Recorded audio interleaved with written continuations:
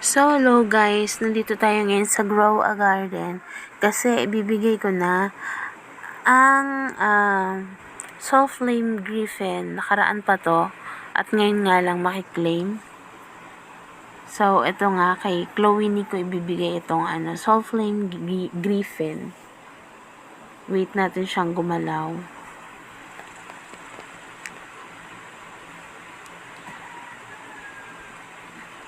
Nakaraan pa to yun nga lang parang wala nga atang wifi si Ayun, gumalaw na siya. Bigyan na natin yung yung soft flame griffin.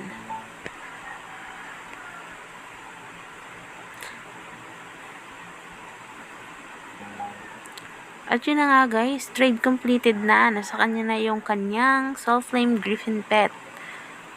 Ayun na guys, hanggang dito na lang. Bye-bye!